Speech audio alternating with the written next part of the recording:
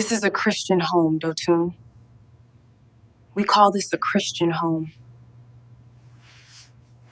But you are destroying me inside of it. Emotionally, mentally, spiritually. Here we go again with the dramatics. I genuinely don't know what you want from me. I don't even understand why you're like this. Then maybe someone in that church will. This story is for the woman who is tired. And I don't mean tired of God. I mean tired of carrying a load that was never meant for one person to bear alone. Welcome to Faith Tales by More. Here, we don't just talk about faith. We talk about the reality of life behind the closed doors of our homes. These stories are real. The lessons are hard won. And we believe that even in the middle of our mess, God always has the final word. This one is heavy, but it is necessary. Stay with me. It was not yet 5 in the morning, but Temi's eyes were already open. There was no alarm clock, no crying baby, nothing woke her. She simply lay there, staring at the ceiling.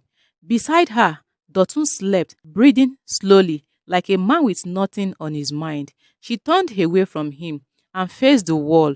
It was the same routine as yesterday, the same as the day before. Temi Adebayo was 32 years old and the mother of three. There was Dara, 7, Kolade, 4, and baby Hadura, who was just 8 months old. Hadura means prayer, and she had truly been an answer to prayer from the moment she arrived. But these days, she was a demanding prayer, still nursing, still waking twice a night, and needing Temi in that all-consuming way only a baby can. To an outsider, Temi's life looked perfect. She had a husband. She was a faithful member of our church, attending every Sunday without fail. Everything appeared to be fine from the outside. But after Hadra was born, something shifted. It wasn't the baby who changed, it was the home. Dotun was still there. He came home every night and sat at the table. He would even hold Adura when she cried. But the support Temi had expected, the true partnership she believed marriage was meant to be, was missing. The night feeds were hers alone, the school runs were hers alone, the meals, the laundry, the homework, the sick days, they all fell on her. Dotun lived in the house like a guest who had forgotten he owned half of it. Nobody has told Temi that this is how many women begin to lose themselves. It doesn't happen all at once or in a dramatic explosion. It happens quietly, one unshared burden at a time. She wasn't weak and she wasn't ungrateful. She was simply a woman doing the work of two people, wondering why she felt so alone in her own marriage. She had memorized Proverb 31 since secondary school. She had spent every day trying to be that virtuous woman, but nobody ever told her that a virtuous woman could also be a woman in pain, or that carrying every burden alone was never what God designed marriage to be. The baby stared in the next room. Then came Dara's voice, "Mommy!" A moment later, the sound of Kolade knocking something over, a crash, followed by a suspicious silence. Temi closed her eyes for 1 second, just one. Then she got up, put on a smile, and went to face another day. They say there is a loneliness that is worse than being alone. It is the loneliness of lying next to someone every night, close enough to touch, yet feeling absolutely nothing between you. Temi had been living in that silence for almost 2 years. It hadn't arrived with a fight or a shout. It just crept in slowly until one day she looked up and realized the warmth she used to feel in their bedroom was simply gone. In the eyes of the church, Dotun Adebayo was a dependable man. He was always early on Sundays to help set up chairs and assist with ushering. He was the kind of member every pastor is grateful for. Everyone respected Dotun, but Temi could no longer find the man she had married. The husband, who used to sit with her on their balcony until midnight, that man was gone. In his place, someone else distracted, someone constantly reaching for his phone and tilting the screen away whenever she walked by. She had prayed about it. She had fasted. She had even tried to convince herself that they were just in a busy season. 3 children is a lot. She would tell herself this is normal, but something in her spirit would not settle. One night, Dotun came home at 11:15. Temi was in bed, but she wasn't asleep. She heard his key in the lock, his bag drop, and the bathroom tap run. She kept her eyes shut, not because she wasn't resting, but because she couldn't face the conversation. The conversations ended the same way. He would give an excuse, she would feel unheard, he would call her too emotional, and she would retreat to silence. The bed dipped as he climbed in. Temi, he said. She didn't answer. I know you are awake. She opened her eyes slowly and stared at the ceiling. How was your day? He asked. Long, the traffic was something else. There was a long silence. Adura was unsettled today, she said. Kolade had the fever. I managed it. You should have called me, he replied. I did, she said quietly. Twice. He didn't answer that. He turned onto her side, facing away from him, and listened to his breathing slow into sleep. 2 in the morning came and went, and Temi was still awake, staring at the ceiling. Finally, asking the question she had been too afraid to say out loud. Lord, what is happening in this home? It was a Saturday afternoon. Dara was doing homework at the dining table while Kolade sat on the floor watching cartoons, his eyes fixed on the screen, one hand buried in a bowl of chin chin. Adura was napping and the house was as quiet as it ever got. Temi was folding laundry in the sitting room when Dotun's phone buzzed on the table beside her. She wasn't looking for anything. She had never been that kind of wife and she had prayed against ever becoming one. But the phone was unlocked and the message was right there on the screen. She read it without even picking the device up. It was just 4 words, but those 4 words rearranged everything she thought she knew about her life. She stood very still, a shirt still clutched in her hand. Slowly, she picked up the phone, read the rest of the conversation, and placed it back exactly where it had been. Then she walked into the bathroom and sat on the floor, resting her back against the cool tiles. She had been there for maybe 4 minutes when Kolade's voice drifted through the door. Mommy, Dara took my chin chin. I did not, Dara shouted back from the other room. She did, Mommy. Temi pressed her hand over her mouth to keep from making a sound. I am coming, she said, her voice steadier than she felt. Kolade, leave your sister alone. I am coming. She heard him shuffled away, grumbling. Then she heard Adora start to cry from the bedroom. Temi stood up, splashed some water on her face. She looked at herself in the mirror. Then her eyes were dry. She couldn't even cry properly. There was never any time for that. She went to pick up the baby, settled her on her hip, then went to the sitting room to separate her children with just one look. She moved through the rest of that afternoon on autopilot. It wasn't strength that kept her going. It was just training. She was a body doing what it had been conditioned to do. But in her mind, she was reeling. The messages went back 2 years.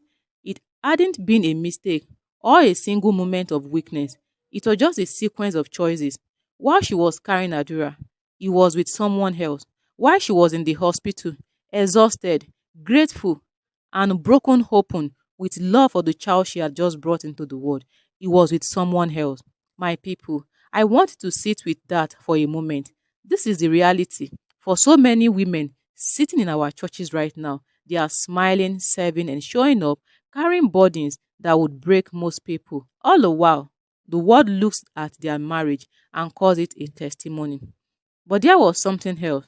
3 weeks earlier, Temi had gone for a routine postnatal checkup. The result had come back with something she wasn't expecting. The doctor had been gentle and professional, explaining everything carefully. As Temi sat in that consulting room, she had understood immediately where the infection had come from. She had driven home in silence. She hadn't said a word to Dotun yet. She was still trying to find the right word to say.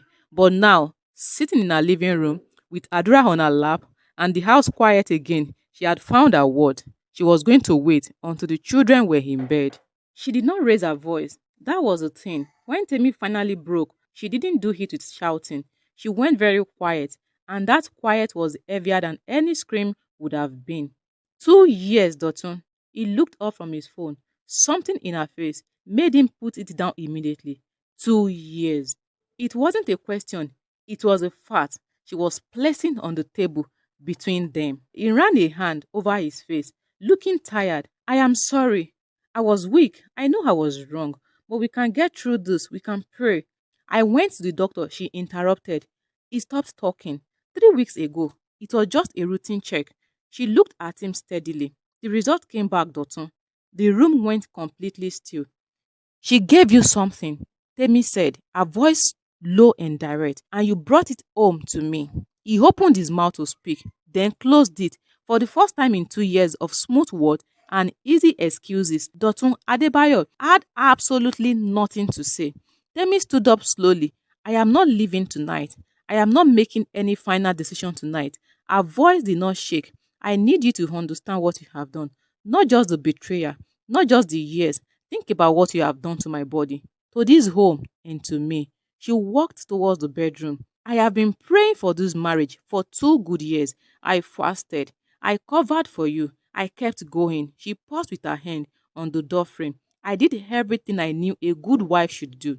She looked back at him one last time, and none of it protected me. She closed the door behind her. It wasn't a slam, it was just a soft, quiet click. It was the sound of a woman who had finally run out of pretending. Sunday arrived. Temi went to church only because she didn't know what else to do. She sat in her usual seat, sang when the choir sang, stood when the congregation stood, and bowed her head when the pastor prayed. She was there in body, but her mind was somewhere far away. After the service, Sister Bisi found her. Bisi was a good woman, the kind who could always tell when your smile didn't reach your eyes. They had been friends since their young youth fellowship days. She took both of Temi's hand without asking for permission. Talk to me, Temi. What is happening? Temi almost said, I am fine. The words were right there, practiced and ready. But instead, she said, it had been hard, Bisi. How hard? Very. Bisi was quiet for a moment, weighing the answer.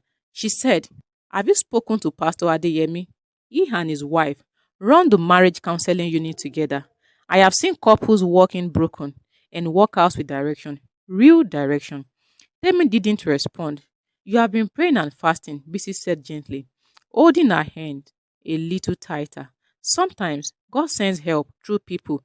Let them walk this road with you. Your home is worth it. Your home is worth it. Temi turned that phrase over in her mind as she walked to the car, buckling Adura into her seat, helping Kolade with his seatbelt, and reminding Dara to stop leaning on the window.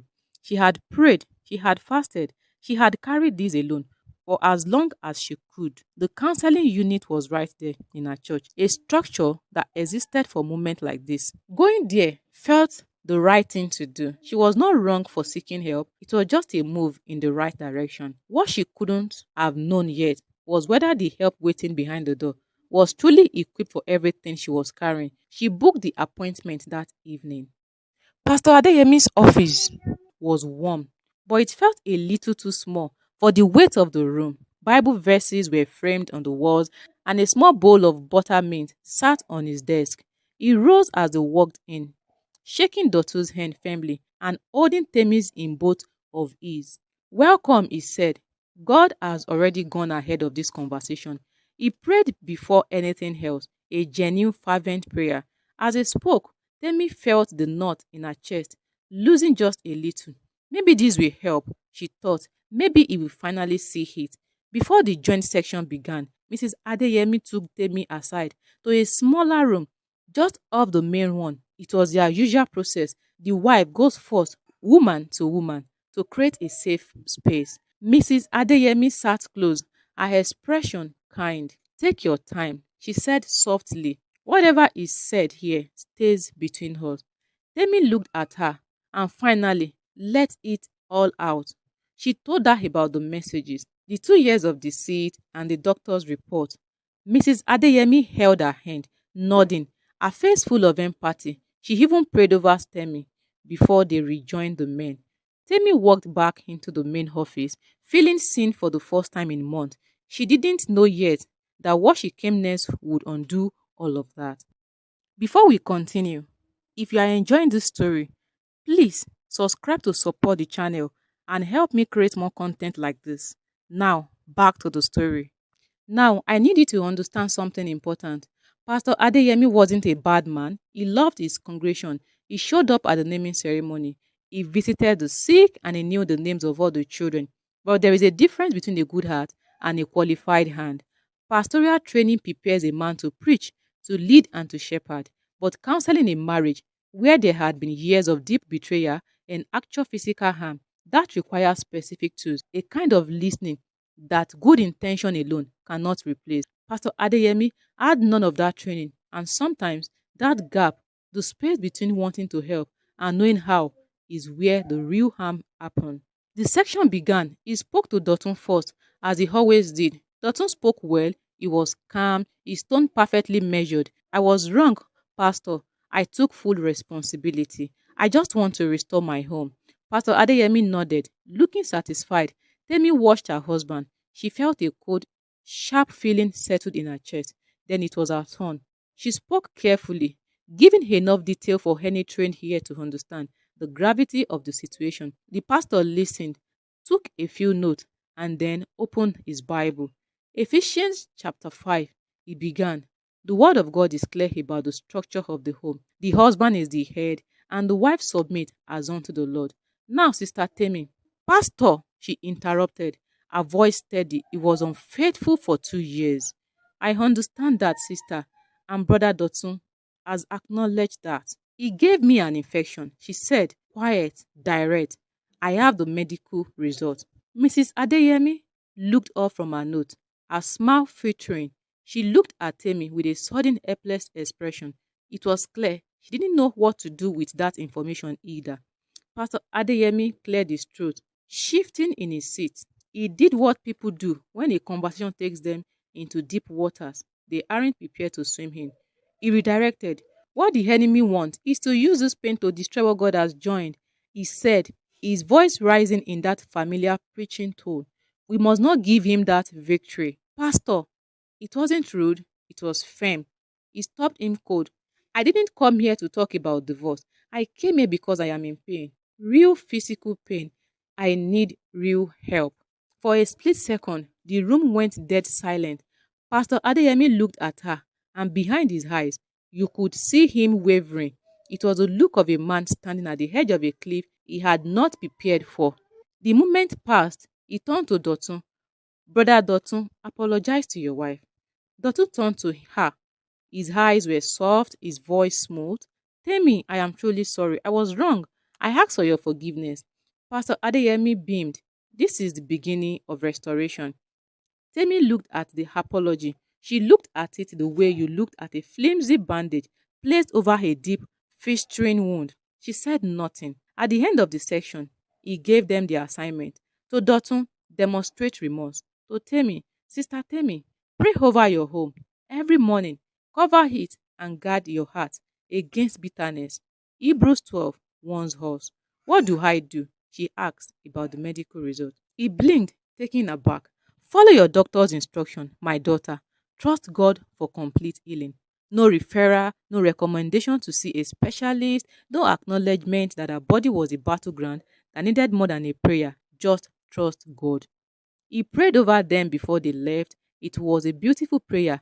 That was the most confusing part. How could a man pray with such power and still be so blind to the person sitting right in front of him? Dotun went to the car park to bring the vehicle around. Temi stood outside the office alone for a moment. The Lagos afternoon was at its peak, hot, chaotic, completely different to what had just happened. A generator humming loudly nearby, a street hawker was shouting his wares, and someone was leaning on their car horn in the distance. She had walked in carrying a heavy load of pain. Now she was walking out carrying the same pain, but with a new instruction weighing on her shoulders. Endure, cover, guard your heart. It was as if the problem was simply how she was reacting to the wound, not the wound itself. She stood there in the heat, and something moved quietly in her chest. It wasn't a booming voice or a sudden revelation. It was just a knowing, a quiet, persistent kind of knowing that didn't shout. It told her that this was not the end of the road. It told her that God has not finished writing the story yet. There was a way through, not around the pain, but through it. She straightened her back, picked up her handbag, and walked towards the car. She didn't know about Dr. Ngozi yet. She didn't know about the 2 a.m. moment that would eventually change everything. She didn't know that the hardest part of this road was still ahead, or that she didn't have to walk it alone for much longer. But standing there in the noise and the heat, she knew one thing for certain. What she had been given in that office was not enough. For the first time, she was brave enough to admit it. My people, sit with me for a minute. Pastor Adeyemi didn't walk into that section wanting to hurt Temi. He wanted to help. He had a genuine love for God and a real care for his members, but it still caused harm. Why? Because wanting to help is not the same thing as knowing how to help. Good intentions without the right preparation can leave a wound unattended. An unattended wound does not heal on its own. This isn't an attack on pastors or the church. We are the church. But because we love the church, we must be honest. There are situations that requires more than a calling. They require the humility to say, this is beyond my training. Let me point to someone who can truly help. That isn't weakness, that is wisdom. And to every woman listening who have sat in a chair like Temi's and walked out feeling heavier than when she arrived, hear me clearly. Your pain is not bitterness. Your need for real qualified help is not a lack of faith. Proverbs 11:14 says, where there is no counsel, the people fall, but in the multitude of counselors, there is safety. Not just any counsel, the right qualified, safe, good directed. Before we close, ask yourself this. Is there something you have been told to simply endure that God never actually asked you to carry alone? Sit with that, pray about that, and come back for part two. Until next time, this is Faith Tales by More. God bless you.